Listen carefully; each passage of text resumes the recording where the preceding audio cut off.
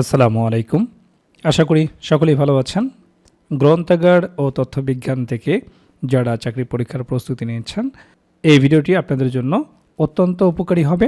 এই ভিডিওতে আমরা প্রথম অধ্যায়ের জাতীয় ও বিশ্বব্যাপী লাইব্রেরি অ্যান্ড ইনফরমেশন সায়েন্স শিক্ষার প্রবণতা এই টপিক থেকে গুরুত্বপূর্ণ পরীক্ষায় আসার মতো কিছু এমসিকিউ প্রশ্নোত্তর দেখব। আশা করছি আসন্ন পরীক্ষায় আপনারা এখান থেকে কমন পেয়ে যাবেন। প্রথম প্রশ্ন, LIS এর পূর্ণরূপ কি? Library information system, library and information science, library international service, library index service. এটা আপনারা সকলেই জানেন। সঠিক উত্তর হচ্ছে লাইব্রেরি অ্যান্ড ইনফরমেশন সায়েন্স। 209 নম্বর প্রশ্ন, নিচের কোনটি LIS শিক্ষার উদ্দেশ্য নয়? তথ্য ব্যবস্থাপনা, লাইব্রেরি পরিচালনা, তথ্য পুনরুদ্ধার, তথ্য ছড়িয়ে দেওয়া। কোনটা সঠিক উত্তর হবে? সঠিক উত্তর হবে তথ্য ছড়িয়ে দেওয়া। এর পরের প্রশ্ন, বিশ্বে প্রথম লাইব্রেরি স্কুল প্রতিষ্ঠা করেন কে? রঙ্গনাথন, মেলভিল ডিউ, পল ওয়াটলেট, জেডি ব্রাউন। কোনটা সঠিক উত্তর হবে? এর সঠিক উত্তর হচ্ছে মেলভিল ডিউ। প্রথম লাইব্রেরি স্কুল প্রতিষ্ঠিত হয় কোথায়? প্রথম লাইব্রেরি স্কুল প্রতিষ্ঠিত হয় কোথায়? যুক্তরাষ্ট্রে, ইংল্যান্ডে, ভারতে, ফ্রান্সে। সঠিক উত্তর কী হবে? সঠিক উত্তর হচ্ছে যুক্তরাষ্ট্রে। দেখুন, প্রত্যেকটি প্রশ্ন অত্যন্ত গুরুত্বপূর্ণ। এরপর আমরা দেখব প্রথম লাইব্রেরি স্কুল প্রতিষ্ঠিত হয় কত সালে? প্রথম লাইব্রেরি স্কুল প্রতিষ্ঠিত হয় কত সালে? 1876 সালে, 1887 সালে, 1895 সালে, 1901 সালে। সঠিক উত্তর হচ্ছে 1887 সালে। 213 নম্বর প্রশ্ন, লাইব্রেরি অ্যান্ড ইনফরমেশন সায়েন্স শিক্ষার পথিকৃৎ কে? খুবই গুরুত্বপূর্ণ প্রশ্ন। Melvil Dewey, Ranganathan, Rabindranath, Gandhi. সঠিক উত্তর হচ্ছে মেলভিল ডিউ। 214 নম্বর প্রশ্ন, LIS শিক্ষা মূলত কোন বিষয়ের সাথে যুক্ত? কৃষি তথ্য, তথ্য জ্ঞান ব্যবস্থাপনা, নির্মাণ তথ্য, চিকিৎসা তথ্য। সঠিক উত্তর হচ্ছে তথ্য ও জ্ঞান ব্যবস্থাপনা।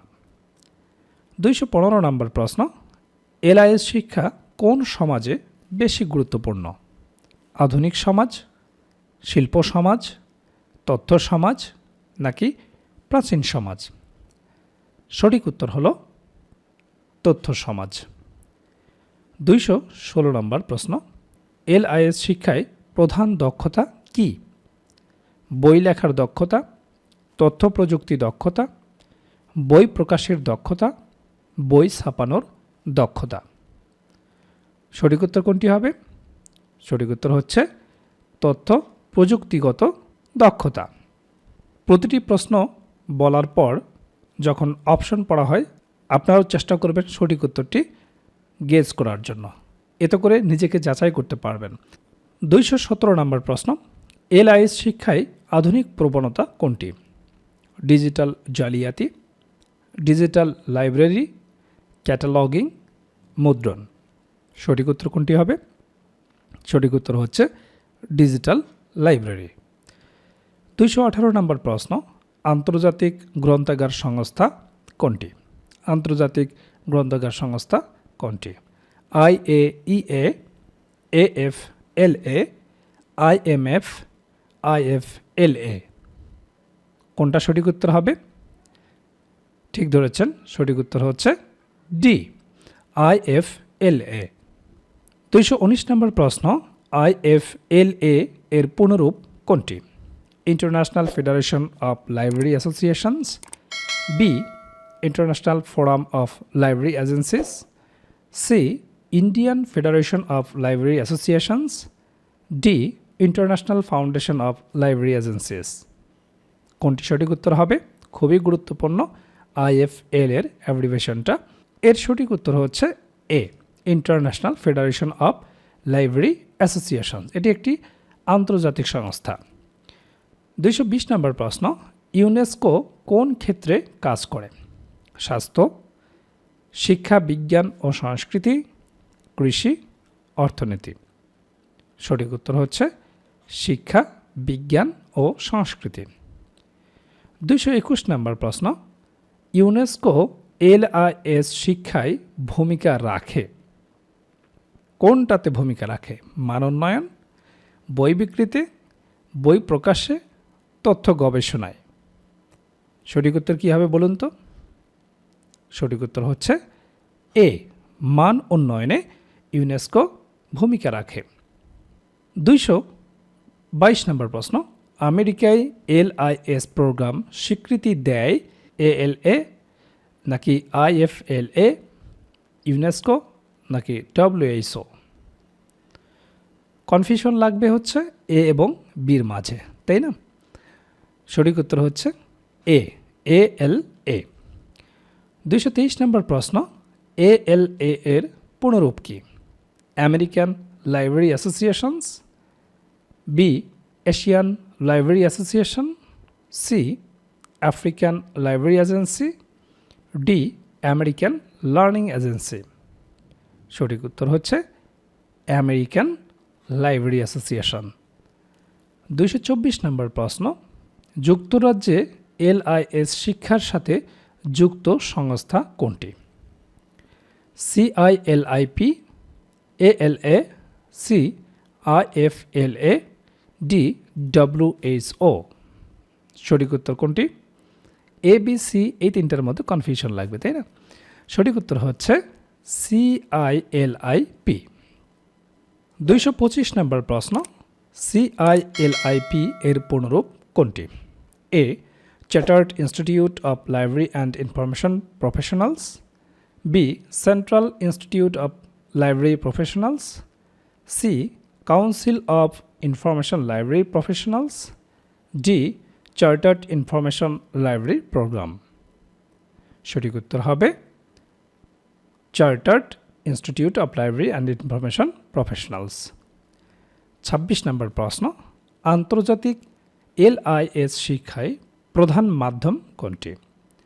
প্রিন্ট, ম্যানুয়াল, ডিজিটাল, সাময়িকী।